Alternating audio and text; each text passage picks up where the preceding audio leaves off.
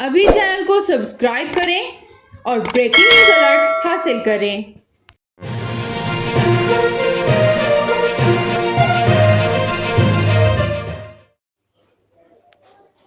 نیپال کے دارالحکومت سے پرواز بھرنے والا مسافر بردار طیارہ ایک جھیل کے کنارے گر کر تباہ ہو گیا، تاہم شدید برف باری کے باعث امدادی کام روک دیا گیا ہے۔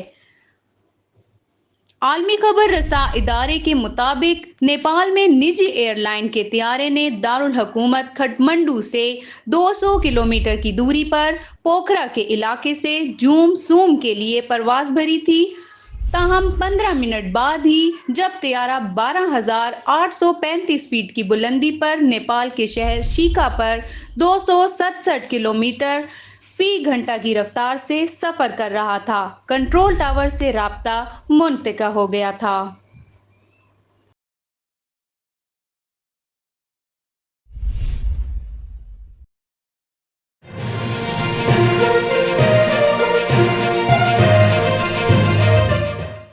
پاکستان بریکنگ نیوز چینل کو سبسکرائب کریں اور سب سے پہلے بریکنگ نیوز حاصل کریں۔